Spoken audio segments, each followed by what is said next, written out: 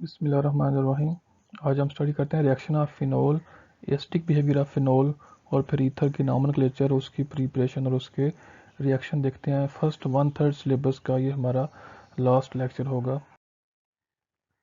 Reaction of phenol. Phenol show two type of reaction, एक वो जिसमें OH ग्रुप इन्वॉल्व होगा और दूसरा वो जिसमें बेंजीन रिंग खुद इन्वॉल्व होगी।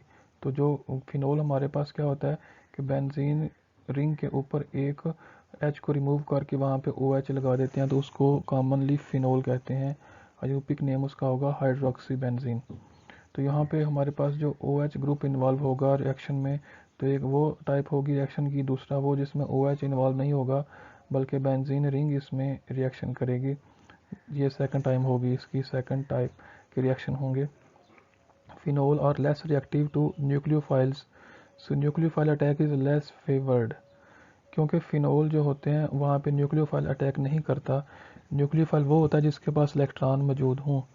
क्योंकि फिनोल के केस में बेंजीन रिंग एक्टिवेट हो जाती है, इलेक्ट्रॉन डेंसिटी विदड्रॉ करती है benzene ring from hydroxyl group, इसकी वजह से वो इलेक्ट्रॉन रिच होती है बेंजीन रिंग फिनोल के केस में, तो न्यूक्लियोफाइल अटैक नहीं करेगा। OH is not easily to replace while electrophile attack on the ring is easily. तो न्यूक्लियोफाइल की बजाय इलेक्ट्रोफाइल का अटैक जो होगा वो ईजी होगा। अगर हम इसके एसिडिक बिहेवियर की बात करें तो एसिड वो होता है जो H+ को रिलीज़ करता है।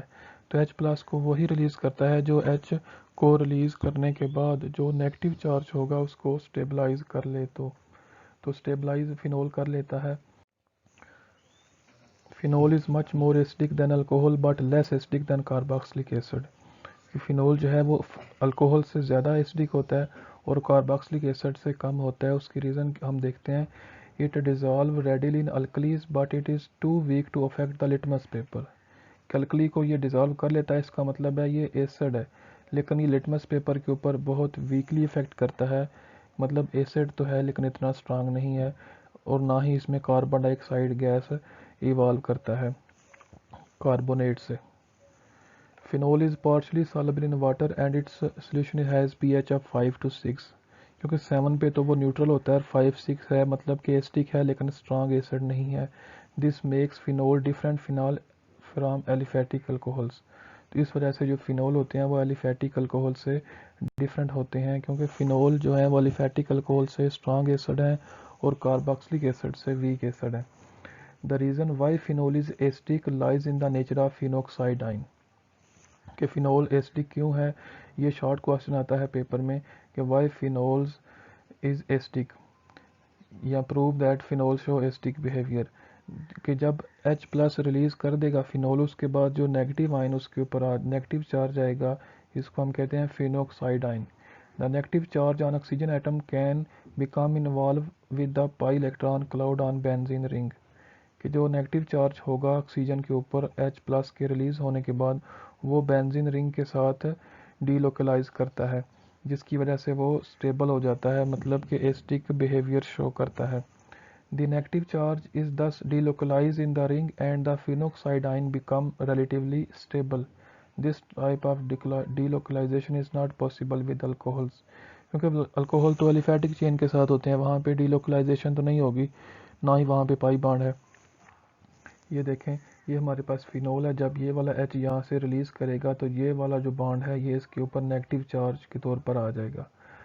अब हमने देखा कि रेजोनेंस इफेक्ट के थ्रू जो है वो यहाँ पे जो नेगेटिव चार्ज होगा वो रिंग के ऊपर डीलोकलाइज करता है इस तरह से। ये देखें, ये नेगेटिव चार्ज यहाँ पे आ गया, ये बॉन्ड इधर शिफ्ट हुआ यहाँ पे, उसके बाद ये आर्थो से पैरा के ऊपर चला गया, पैरा के ऊपर, पैरा से दोबारा आर्थो के ऊपर आ गया और वो नेगेटिव चार्ज वापस उधर चला गया। तो हमने उधर जब ओरिएंटेशन देखी थी एरोमेटिक हाइड्रोकार्बन की, तो वहाँ पे भी हमने देखा था जो फिनोल होते हैं वो रिंग एक्टिवेटिंग होते हैं। तो यहाँ पे देखें, फिनोल ने रिंग को एक्टिवेट कर दिया कि इलेक्ट्रॉन डेंसिटी उसने रिंग को दे दी।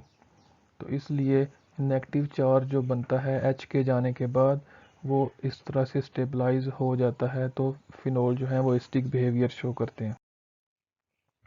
Relative acidic strength of alcohol, phenol, water and carboxylic acid जो है वो ये होगी कि सबसे ज़्यादा एसिडिक कार्बोक्सिलिक एसिड है, उसके बाद फिनोल है, फिनोल से वीक एसिड वाटर है और वाटर से भी वीक एसिड अल्कोहल है। Reaction of phenol due to OH group. अब वो वाले रिएक्शन देखते हैं जिसमें बेंजीन रिंग इन्वॉल्व नहीं होगी बल्कि हाइड्रोक्सिल ग्रुप उसमें रिएक्शन करेगा। तो सबसे पहला है सॉल्ट फॉर्मेशन। तो अभी हमने इसको एसिड प्रूव किया कि ये एसिडिक बिहेवियर शो करता है, इसका मतलब इसको बेस के साथ मिलाएंगे तो एसिड बेस मिलकर साल्ट और वाटर बना देंगे। Phenol react with alkali to form salt. ये देखें, ये फिनोल एसिडिक के तौर पर आएगा, यहाँ पे ये बेस है तो ये सोडियम का साल्ट बना देंगे, साल्ट वाटर बन जाएगा। नेक्स्ट हमारे पास है एस्टर फॉर्मेशन। तो इसमें देखें फिनोल रिएक्ट करेगा एसिटाइल क्लोराइड के साथ। एसिटाइल क्लोराइड वही कंपाउंड है जो हमने फ्रीडल क्राफ्ट रिएक्शन में एसाइलेशन के लिए यूज़ किया था। फ्रीडल क्राफ्ट रिएक्शन में हमने दो तरह के रिएक्शन पढ़े थे, अल्काइलेशन और एसाइलेशन।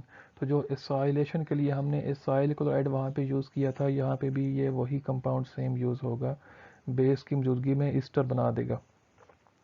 ये देखें फिनोल है, साथ ही एसाइल क्लोराइड है, तो यहाँ से क्लोराइड रिमूव हो जाएगा H नेगेटिव और यहाँ से Cl नेगेटिव और H पॉजिटिव, ये HCl बना देंगे और ये जो बनेगा कार्बोकेटाइन ये इस ऑक्सीजन नेगेटिव के साथ बॉन्ड बना लेगा। तो ये देखें ऑक्सीजन के एक तरफ कार्बन वाले ग्रुप की तरफ एक तरफ कार्बन है, एक तरफ ऑक्सीजन आगे फिर कार्बन है। तो ये हमने चैप्टर नंबर 7 में ईस्टर का फंक्शनल ग्रुप देखा था। Reaction with zinc. जिंक चूँकि रिड्यूसिंग एजेंट है तो ये रिडक्शन कर देगा, उसमें से H को रिमूव करेगा, ऑक्सीजन को रिमूव करेगा, उसकी रिडक्शन हो जाएगी और वहाँ पर बेंजीन बन जाएगा। Reaction of phenol due to benzene ring. अब ये वो रिएक्शन है जिनमें बेंजीन रिंग खुद इन्वॉल्व होगी, इसमें OH ग्रुप इन्वॉल्व नहीं होगा। पहला है नाइट्रेशन। ये नाइट्रेशन, सल्फोनेशन, हैलोजिनेशन, ये सेम वही रिएक्शन है जो आपने चैप्टर 9 एरोमेटिक हाइड्रोकार्बन में स्टडी किए हैं। यहाँ पे फ़र्क सिर्फ ये है कि वहाँ पे सिंपल बेंजीन था, यहाँ पे बेंजीन के ऊपर OH ग्रुप लगा हुआ है यानी कि फिनोल है। तो यहाँ पे ये होगा कि यहाँ पे रेट ऑफ रिएक्शन ज़्यादा होगा, क्योंकि सिंपल बेंजीन के मुकाबले में जब हम फिनोल की बात करते हैं तो फिनोल जो है वो उसमें हाइड्रोक्सिल ग्रुप जो है वो रिंग एक्टिवेटिंग है, रिंग एक्टिवेट हो जाती है, रेट ऑफ रिएक्शन इंक्रीज़ कर जाता है, बाकी 100% रिएक्शन सेम टू सेम होगा। कहते हैं phenol react with concentrated nitric acid at different temperature as follow. ये देखें फिनोल है, नाइट्रिक एसिड के साथ रिएक्शन होगा तो ये OH और ये यहाँ से H ले लेगा बेंजीन से तो वाटर बना देगा, साथ NO2 इसके ऊपर लग गया आर्थो और पैरा पोजीशन पे। क्योंकि पीछे हमने जो इसकी रेजोनेटिंग स्ट्रक्चर देखी हैं प्रीवियस स्लाइड के ऊपर, तो आर्थो और पैरा पोजीशन के ऊपर नेगेटिव चार्ज आया था। तो ये जो नाइट्रो ग्रुप हैं ये आर्थो पैरा पोजीशन के ऊपर लगते हैं, तो इसको हम कहते हैं 2 4 6, क्योंकि carbon number 2, carbon number 4, carbon number 6 के ऊपर नाइट्रो ग्रुप है 3, तो इसको हम कहते हैं 2 4 6 ट्राई नाइट्रोफिनोल, या इसका कॉमन नेम है पिक्रिक एसिड। सेकंड हमारे पास है सल्फोनेशन। इन रिएक्शन की डिटेल विद मैकेनिज्म आप वहाँ पे देख चुके हैं, इसलिए हम इनको ज़्यादा डिटेल में डिस्कस नहीं करेंगे। Phenol react with concentrated sulphuric acid at room temperature giving ortho and para hydroxy benzene sulphuric acid. अब देखें यहाँ पे आपने पीछे इसकी सल्फोनेशन देखी थी कि सल्फ्यूरिक एसिड इसके साथ रिएक्शन करेगा, आर्थो और पैरा पोजीशन के ऊपर सल्फोनिक एसिड ग्रुप अटैच हो जाएगा। थर्ड हमारे पास है हैलोजिनेशन के aqua solution of phenol react with bromine water to give a white precipitate of 2,4,6 tribromophenol. ये फिनोल है, यहाँ पे इसके 3 मॉलिक्यूल ब्रोमीन की रिएक्शन करेंगे तो सब्स्टिट्यूशन हो जाएगी, जैसे आपने हैलोजिनेशन देखी थी चैप्टर 9 में, electrophilic substitution reaction of benzene. तो वहाँ पे बेंजीन थी, यहाँ पे ऊपर OH ग्रुप अटैच है, तो OH ग्रुप अटैच होने से रेट ऑफ रिएक्शन ज़्यादा हो जाएगा क्योंकि रिंग एक्टिवेट हो गई है।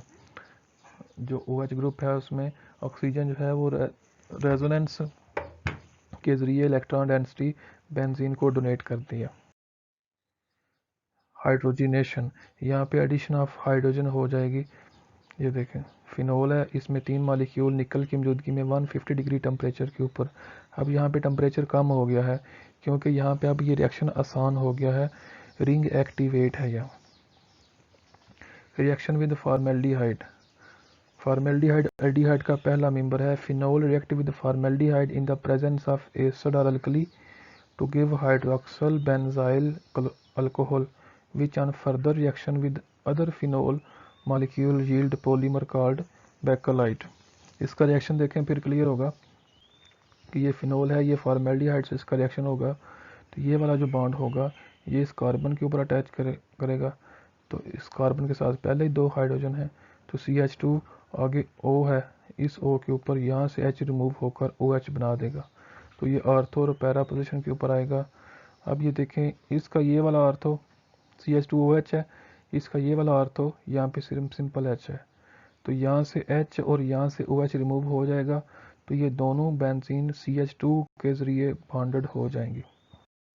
ये देखें ये दोनों बेंजीन CH2 के ज़रिए यहाँ पे बॉन्डेड होगी। इधर भी यहाँ पे CH2OH पैरा पे था और इसका यहाँ पे H था तो H और OH यहाँ से वाटर उसने माइनस कर दिया और CH2 के थ्रू ये आपस में बॉन्डेड होंगी। तो ये इस तरह से एक नेटवर्क बना के इसको हम कहते हैं पॉलीमर। तो पॉलीमर इसका नाम है बेकेलाइट पॉलीमर।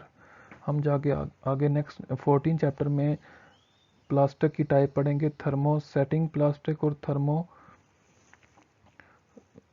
Hot plastic. हमारे पास हमारे पास 2 तरह के होते हैं, थर्मो सेटिंग और थर्मो प्लास्टिक। तो ये जो हमारे पास पॉलीमर है बेकेलाइट पॉलीमर, ये थर्मो सेटिंग पॉलीमर है, टेम्परेचर रेजिस्टेंट होता है, काफ़ी हाई टेम्परेचर ये बेयर कर लेता है, उसके बाद जाकर ये अफेक्ट होगा टेम्परेचर का इसके ऊपर।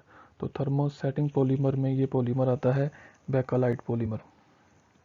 नेक्स्ट हमारे पास है ईथर। ईथर का हम अगर देखें तो फंक्शनल ग्रुप होता है, ऑक्सीजन के दोनों तरफ कार्बन अटैच हों तो उसको ईथर कहते हैं। ईथर हमारे पास 2 तरह के होते हैं, एक तो ये है कि ये ऑक्सीजन है तो दोनों तरफ कार्बन नंबर सेम हो। अगर ये ऑक्सीजन है इधर 2 कार्बन है तो इधर भी 2 कार्बन हो। अगर ये ऑक्सीजन है इधर 1 कार्बन है इधर भी 1 कार्बन है तो इसको हम कहते हैं सिंपल या सिमेट्रिकल ईथर। सिमेट्रिकल ईथर मतलब कि जो ऑक्सीजन है दरमियान में इसके दोनों तरफ कार्बन नंबर सेम होने चाहिए। सेकंड हमारे पास है अनसिमेट्रिकल ईथर। अनसिमेट्रिकल ईथर वो होते हैं जिसमें ऑक्सीजन है और दोनों तरफ जो कार्बन है वो सेम नहीं है। अब देखें इधर 2 कार्बन है इस तरफ 1 कार्बन है तो इसको हम कहते हैं अनसिमेट्रिकल ईथर। अगर हम इसकी नॉमेनक्लेचर की बात करें तो जब इसकी आयोपिक नॉमेनक्लेचर हम करते हैं तो जो जैसे ये ऑक्सीजन है जो बड़ा ग्रुप होगा ज़्यादा नंबर ऑफ़ कार्बन होंगे उसको हम एज ए पेरेंट ले लेंगे और जो छोटा कम नंबर ऑफ़ कार्बन होंगे उसको ऑक्सीजन के साथ मिलाकर हम एज ए सब्स्टिट्यूएंट ले लेंगे। फॉर एग्जांपल अगर हम इसको नाम देते हैं आयोपिकली तो ये इथाइल है और ये मिथाइल है। तो मिथाइल छोटा 1 कार्बन है मिथाइल में और इथाइल में 2 कार्बन है तो मिथाइल को हम मिला देंगे ऑक्सीजन के साथ तो ये बन जाएगा मिथॉक्सी। मिथाइल और ऑक्सीजन इसको मिला के अगर हम पढ़ेंगे तो इसको हम कहते हैं मिथॉक्सी और आगे इथेन है तो इसका नाम होगा मिथॉक्सी इथेन जो इसका आयोपिक नेम होगा। अब ये देखें large alkyl group is taken as parent molecule and giving the last name कि जो लार्ज होगा, अब जैसे ये लार्ज है 2 कार्बन है, ये स्मॉल है 1 कार्बन है तो लार्ज को हम एज ए पेरेंट मॉलिक्यूल रखेंगे, इसको लास्ट पे नाम देंगे और जो हमारा स्मॉलर अल्काइल ग्रुप होगा उसको ऑक्सीजन के साथ मिलाकर हम उसका नाम रखेंगे मिथॉक्सी इथॉक्सी प्रोपॉक्सी। जैसे अल्काइल है तो उसको जनरल नाम देंगे अल्कोक्सी। तो अगर हम इसको नाम देते हैं तो इसका नाम होगा मिथॉक्सी इथेन क्योंकि 2 कार्बन वाला इथेन होता है। कहता यूपिक नेम जो है वो कॉमन नहीं है क्योंकि ये ज़रा डिफ़िकल्ट है, इसलिए ईथर के जो है वो कॉमन नेम ही यूज़ किए जाते हैं। ईथर के केस में आयोपिक नेम हम यूज़ नहीं करेंगे, ईथर के जो है कॉमन नेम ही ज़्यादातर यूज़ होते हैं। अब ये देखें यहाँ पे हम एग्जांपल लेते हैं, इधर इस तरफ मिथाइल है इस तरफ भी मिथाइल है तो इसका कॉमन नेम होगा डाई मिथाइल ईथर। 2 मिथाइल है तो डाई मिथाइल ईथर। आयोपिक नेम में हमने कहा था कि जो ज़्यादा कार्बन होंगे उसको एज ए पेरेंट लेंगे, जो कम नंबर ऑफ़ कार्बन होंगे उसको ऑक्सीजन के साथ मिलाकर एज ए सब्स्टिट्यूएंट रखेंगे। यहाँ पे तो दोनों कार्बन सेम है तो दोनों में से एक को एज ए पेरेंट ले लें और एक को ऑक्सीजन के साथ मिला दें तो इसका नाम होगा मिथॉक्सी मीथेन। अब इधर देखें 1 कार्बन है इधर 2 कार्बन है तो इसका नाम होगा मिथाइल इथाइल ईथर। इधर मिथाइल है इधर इथाइल है तो ये ईथर हो गया। तो कॉमन नेम है मिथाइल इथाइल ईथर, आयोपिक नेम होगा मिथॉक्सी इथेन कि मीथेन मिथाइल और ऑक्सीजन को आपस में मिला देंगे, तो ये हमारा एज ए सब्स्टिट्यूएंट मिथाक्सी होगा, और आगे 2 कार्बन वाला इथेन है तो मिथाक्सी इथेन। इस तरह ये नेक्स्ट भी होंगे। प्रिपरेशन अगर हम ईथर की देखें तो इसके 2 मेथड हैं प्रिपरेशन के, bye Williamson synthesis. Williamson synthesis में हम क्या करते हैं कि अल्कोहल का रिएक्शन करते हैं सोडियम के साथ, तो ये साल्ट बन जाएगा उसका अल्कोक्साइड, सोडियम अल्कोक्साइड बना देगा। अब सोडियम अल्कोक्साइड का हम करते हैं अल्काइल हैलाइड के साथ, तो ये सोडियम और ब्रोमीन का आपस में बॉन्ड बन जाएगा, बाकी ये जो इथाइल होगा इस ऑक्सीजन के साथ मिलकर ईथर बना देगा।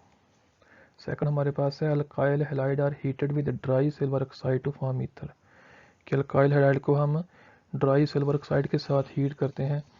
ये अल्काइल हैलाइड है, ये सिल्वर ऑक्साइड है, इसको हीट करेंगे तो क्या होगा, सिल्वर ब्रोमाइड बन जाएगा, साथ ईथर बना देगा। फिजिकल प्रॉपर्टी की अगर हम बात करें तो usually ether are volatile liquid, कि ये वोलाटाइल होते हैं, अगर इनको ओपन रखेंगे तो ये उड़ जाएंगे, और ये हाईली इनफ्लेमेबल होते हैं, आग पकड़ लेते हैं, इनका बॉइलिंग पॉइंट कम होता है क्योंकि इंटरमॉलिक्यूलर फोर्सेस वीक होते हैं, वोलाटाइल होते हैं, तो जब वोलाटाइल होंगे तो फिर आसानी से बॉयल हो जाएंगे।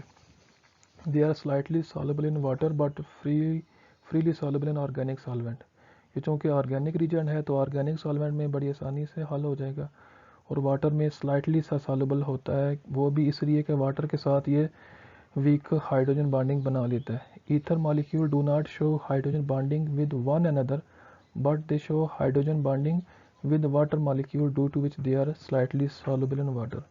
ईथर के जो मॉलिक्यूल हैं उनकी आपस में हाइड्रोजन बॉन्डिंग नहीं होती, लेकिन वाटर के साथ वो स्लाइट सी हाइड्रोजन बॉन्डिंग बनाकर स्लाइटली सॉल्युबल हो जाते हैं।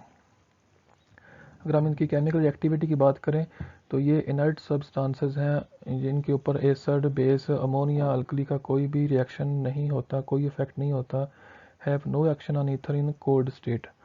मोर दे आर नॉट ऑक्सीडाइज और reduced easily, however ether show some reactions, कि आसानी से ऑक्सीडाइज और रिड्यूस नहीं हो सकते क्योंकि ये नॉन पोलर सब्सटेंसेस हैं। With hydrogen iodide ether give alcohol which can react further to give alkyl halide. अब ये देखें, इसका रिएक्शन करेंगे हाइड्रोजन आयोडाइड से, तो जो ईथर का लोन पेयर होगा वो यहाँ से H को ले लेगा, लोन पेयर यूज़ हुआ है तो पॉजिटिव चार्ज आ गया, साथ आयोडाइड होगा।